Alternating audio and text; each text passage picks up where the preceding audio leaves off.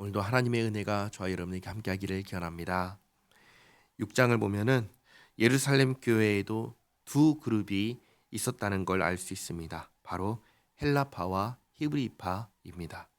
둘 다 유대인이지만 히브리파 유대인은 약속의 땅에서 태어난 유대인이고 헬라파 유대인은 외국에서 태어난 유대인입니다. 우리도 같은 한국인이지만 옛날에 보면 부산 사람하고 타지 사람하고 대우하는 게 조금은 달랐습니다. 그것처럼 이 긴장이 교회 안에 있었습니다. 그리고 교회 안에 있는 가난한 사람들, 과부들에게 필요한 것을 나눠주는 일을 누가 하고 있었냐면 사도들이 하고 있었습니다. 그런데 사도는 몇 명입니까? 12명입니다. 예루살렘 교회를 이루는 성도는 몇 명입니까? 8,000명이 넘습니다. 12명이서 8,000명이 넘는 사람들의 필요를 파악하고 적절하게 나눠주는 것 가능할까요? 불가능한 것입니다.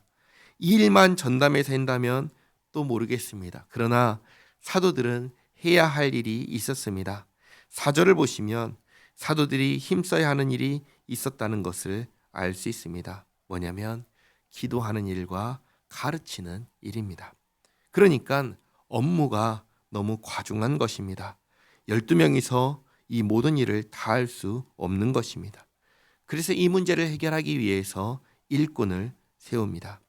자격은 3절에 있는 것처럼 성령과 지혜가 충만하여 칭찬받는 사람입니다.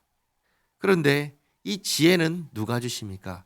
지혜는 하나님께서 주십니다. 그러니까 결국은 어떤 사람을 일꾼으로 뽑았냐면 성령 충만한 사람을 일꾼으로 뽑은 것입니다. 성령 충만한 사람은 어떤 사람입니까? 2장을 말씀드릴 때 이렇게 말씀드렸습니다. 성령 충만한 사람은 하나님께서 하라고 하신 일을 하는 사람이다. 하나님의 말씀대로 살려 하는 사람이라고 하였습니다. 그런데 그게 내 힘대로 내 뜻대로 되나요? 안 되지요. 그래서 하나님을 항상 의지하고 사는 사람이 성령 충만한 사람입니다. 교회 일꾼은 5절에 있는 것처럼 믿음과 성령이 충만한 사람이 되어야 됩니다. 믿음과 성령이 충만한 사람은 항상 하나님을 의지하고 사는 사람입니다. 그러니 여기서 내가 성령 충만한 사람인지 스스로 확인하는 방법이 여기에 나옵니다. 내가 얼마나 하나님을 의지하고 사는지를 보면 됩니다. 그리고 내가 얼마나 하나님 말씀대로 살려 하는지를 보면 알 수 있습니다. 하나님을 의지하는데 말씀대로 살려고는 하지 않습니다. 그러면 아닌 겁니다. 하나님 말씀대로 살려고는 하는데 하나님을 의지하지는 않습니다. 그러면 아닌 겁니다. 이 두 가지가 같이 가는 사람, 말씀대로 살려고 하고 하나님을 의지하는 사람이 바로 성령 충만한 사람입니다. 교회가 첫 일꾼을 뽑습니다. 몇 명이죠? 7명입니다. 이 7사람을 흔히 7집사라고 합니다. 기도하고 안수하고 세웠으니 안수집사라고도 합니다. 이제 교회에 조직이 생겼습니다. 사도는 뭘 하냐면 기도와 말씀에 전념합니다. 7집사는 무엇을 하냐면 구제하는 일을 합니다. 교회는 혼자서 다 하는 곳이 아닙니다. 제가 혼자서 다 하면 안 됩니다.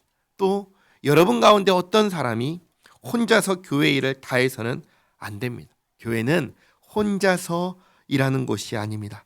교회는 함께 하는 곳입니다. 함께 하되 나눠서 하는 곳입니다.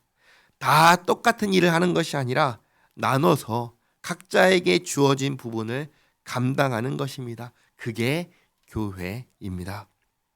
이렇게 교회에 조직이 생기면서 7절에 있는 말씀처럼 제자들이 더욱 많아지고 심지어 제사장들도 예수님을 믿기 시작합니다. 그리고 8절부터 15절까지는 7집사 중 스데반에 대한 말씀입니다. 스데반도 기사와 표적을 행했습니다. 스데반은 사도인가요? 사도가 아닙니다. 사도가 아닌데 어떻게 기사와 표적을 행할 수 있었을까요? 아마도 하나님께서 사도의 일을 나눠서 하게 하기 위해서 기사와 표적을 행할 수 있게 하신 게 아닌가 생각합니다. 스데반이 기사와 표적을 많이 행했습니다. 그러면 사람들이 그것을 보고 다 믿었느냐? 또 그러지 않습니다. 9절에 있는 것처럼 스데반과 논쟁하는 사람들이 등장합니다. 기사와 표적을 본다고 믿음이 생기는 게 아니라는 것을 알 수 있습니다. 그러니 믿는다는 것은 하나님의 은혜가 아닐 수 없습니다. 믿음은 하나님의 은혜로 주어지는 것입니다. 사람들이 스데반과 논쟁을 합니다. 왜 논쟁을 할까요? 교회를 무너뜨리려고 하는 것입니다. 어떻게 알 수 있는가? 10절을 보시면 스데반을 당할 수 없자 항복하지 않습니다. 11절을 보면 사람들을 매수합니다. 하나님을 모독했다고 하게 합니다. 그리고 12절을 보면 사람들을 충동시켜 재판을 열게 합니다. 그리고 13절을 보면 거짓 증인을 세워서 스데반을 고발합니다. 이 일련의 일들을 보면은 누가 생각납니까? 예수님이 생각납니다. 예수님께서 당하신 일들을 스데반이 똑같이 당하고 있습니다. 얼마나 답답하고 억울할까요? 그런데 스데반을 보시면 그런 기색이 전혀 없습니다. 15절에 있는 것처럼 천사의 얼굴과 같았다고 합니다. 그러니까 밝고 환했다는 것입니다. 그래서 어떻게 하는가? 내일 스데반의 설교를 읽도록 하겠습니다. 오늘은 두 가지를 기억하시기 바랍니다. 첫째는 성령 충만입니다. 성령 충만한 사람은 하나님을 의지하는 사람이고 하나님 말씀대로 살려 하는 사람입니다. 둘째는 일꾼을 세웠다는 것입니다. 교회는 혼자서 다 하는 곳이 아닙니다. 제가 혼자서 다 해서는 안 되고 또 여러분이 혼자서 다 해서도 안 됩니다. 교회는 함께 하는 곳입니다. 교회는 나눠서 하는 곳입니다. 이것을, 이 두 가지를 기억하시기 바랍니다. 기도하겠습니다. 좋으신 하나님, 우리를 성령으로 충만케 하옵소서.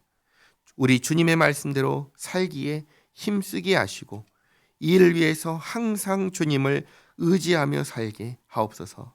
또 함께 교회를 이룬 성도들이 모든 일을 나눠서 각자의 자리를 잘 지키며 그러면서 함께 주님의 교회를 아름답게 세워가게 하옵소서.